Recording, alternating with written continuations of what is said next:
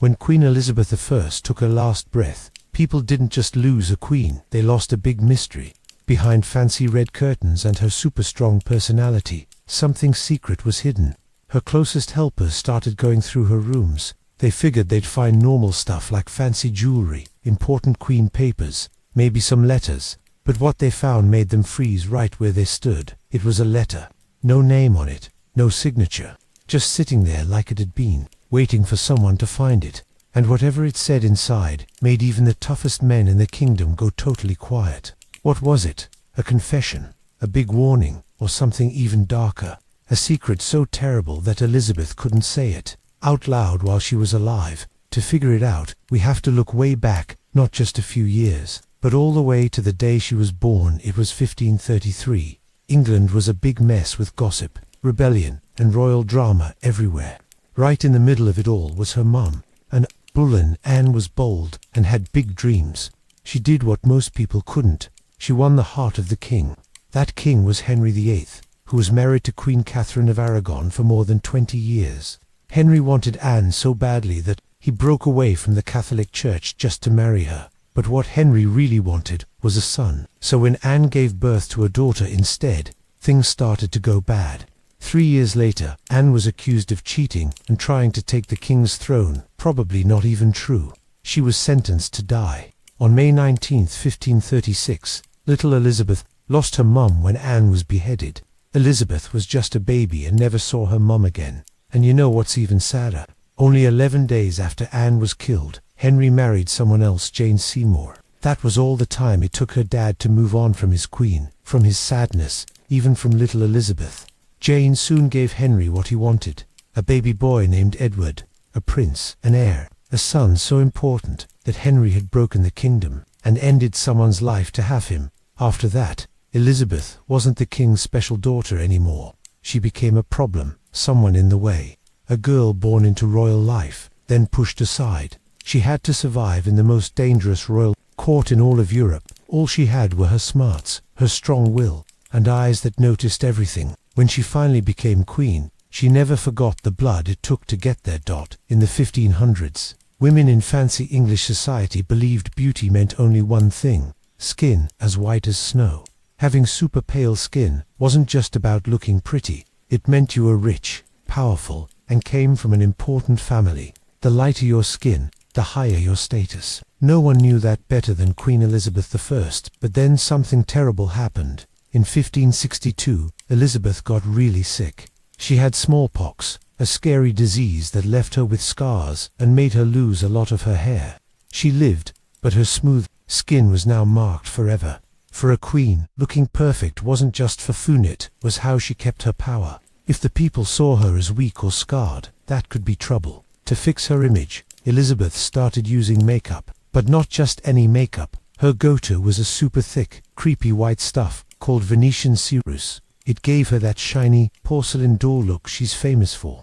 On the outside, it made her look flawless, but on the inside, it was dangerous. Venetian ceruse might have sounded fancy, but it was made with white lead and vinegar. Yep, real poisonous lead. Elizabeth slathered it all over her face and neck, hiding her scars but slowly hurting her body. It smelled bad and sour, and over time, it didn't just sit on her skin, it started destroying it. And lead wasn't the only risky thing on her vanity table. People back then said Elizabeth also used lipsticks and makeup removers made with mercury. Today we know those things are super toxic. When used a lot, they can make you lose hair, damage your skin, mess up your insides, even kill you. But Elizabeth kept using them every day for years. As she got older and tried to stay looking young, she probably wore more and more of that deadly makeup. Little by little, inside her body, the poison kept building up. Her goal was to look powerful. But the sad truth is, the thing that made her beautiful might have been the thing quietly killing her. But poison wasn't the only sad thing following Elizabeth around. By the year 1602, the Queen's health was getting worse. She stopped going out in public. She looked weak and sad. But it wasn't just her body, it was her heart, too. Most of her best friends had died, and losing her dear friend Catherine Carey in early 1603 broke her heart even more. But there was one person who hurt her the most: Robert Devereux, the Earl of Essex. He had been the love of her later years, but their story ended badly. In 1601, Elizabeth signed a paper that said Essex would be executed for betraying the country. On the outside, she stayed calm. On the inside, she was crushed. Someone who saw her said the Queen would sit alone in the dark, crying. She missed Essex, not just the man, but maybe she regretted her own choice too. As time went on, Elizabeth refused to let doctors near her. Maybe it was pride, maybe fear, maybe both. She wouldn't even lay down, thinking that if she did, she'd never get up again, so for more than 15 hours, she just stood there. Her ladies-in-waiting put pillows all around her in case she fell. Then, on March 24, 1603, the Virgin Queen passed away at Richmond Palace. She was 69 years old. Her death ended much more than a life. It ended the famous Tudor family line. But the story doesn't stop there. We always call her the Virgin Queen, saying she was married to England. But behind that nickname was a real woman, a complicated one with big feelings and a broken heart. When she was young, Elizabeth was dazzling. She had bright red hair, was graceful, and super smart. Wherever she went, people couldn't stop looking at her. Princes and kings wanted to marry her. Philip II of Spain, Eric of Sweden, and more. She talked to them, sometimes acted interested, but she never actually said yes. That doesn't mean she didn't fall in love. She totally did. Her first big crush was Robert Dudley. He'd been her best friend since they were kids. He was her secret buddy, and maybe even her true first love. Once she became queen, people were always whispering about them. Dudley was already married, but Elizabeth gave him special treatment. He could even go into her private rooms whenever he wanted. Everyone talked, but she never married him or anyone. Maybe she was scared of turning into her mum, Anne Boleyn. Or maybe her heart had just broken too much. Or maybe she only truly trusted England. In 1560, something shocking happened. Dudley's wife, Amy Robsart, was found dead at the bottom of some stairs. Her neck was broken. People said it was an accident, but gossip spread fast. Did she fall? Was she pushed? Some even thought Dudley or maybe even Elizabeth planned her death to make room for marriage, but no wedding ever happened. Elizabeth and Dudley stayed close, but she never talked about marrying him again. Maybe she knew the damage it would do, or maybe she just didn't want to be anyone's wife, ever. He may have been her one true love, but time moves on. In 1578, Dudley married someone else. Elizabeth was furious, but she kept it together. And by 1579, she was looking at someone new. Francois, the Duke of Anjou. He was the French king's younger brother, and seemed like a serious option for marriage. But there were problems, lots of them. He was about 20, while she was over 40. He was short, had pimples from smallpox, and people whispered about him being weird. Still, Elizabeth seemed to really like him. She even named her pet frog after him. That was actually kind of sweet for a queen, even though people laughed at them and hated the idea. Francois came back to England in 1581. Elizabeth shocked everyone. She said she wanted to marry him. They even exchanged rings in front of everyone. But the very next day, she changed her mind. The wedding was off. And just like that, the court gave up on Elizabeth ever getting married. Every romance she would have after that came with no wedding. Just more stories and fancy titles.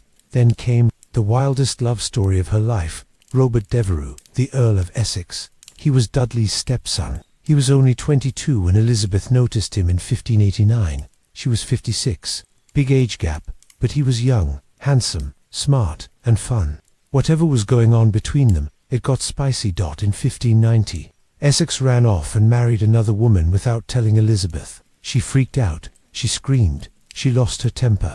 He tried to win her back by writing her sweet poems, and it worked.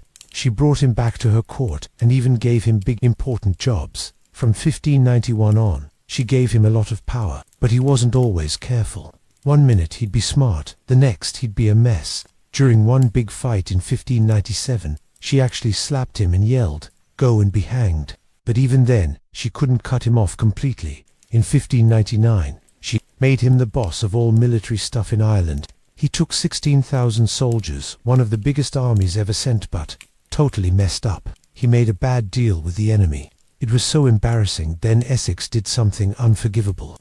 On September 28, 1599, he stormed into her bedroom early in the morning. She had no wig, no jewelry, no makeup.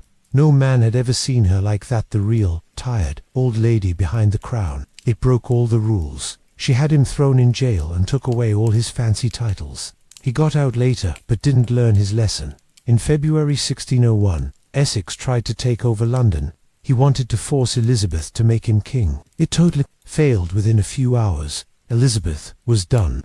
On February 24, 1601, he was found guilty of treason. When someone asked her if she wanted to let him live, Elizabeth said, "I can forgive anything done to me, but I can't forgive anyone who tries to hurt England." She signed his death paper. The next morning, Essex was beheaded right outside the palace. It was a terrible end to her last big love. So why didn't Elizabeth ever get married? She had so many options, so many admirers. It wasn't because she didn't care about love. Maybe she was afraid to share power. Maybe watching her mother get killed by her dad made her never want to risk marriage. Or maybe she thought that if she never married, she could belong to all of England. When Elizabeth died in 1603, she had no children. That was the end of the Tudor family. The next king was James VI of Scotland. He became James I of England, bringing the two countries together under one crown. People remember her 45-year reign as a golden time. Peace, power, progress. Shakespeare wrote awesome plays. England beat the Spanish Armada. Arts and adventures grew big. She gave her country what her dad, Henry VIII, always wanted: stability and greatness. In the end, her biggest success wasn't a husband or a child. It was England itself. That's really what she always wanted, don't you think?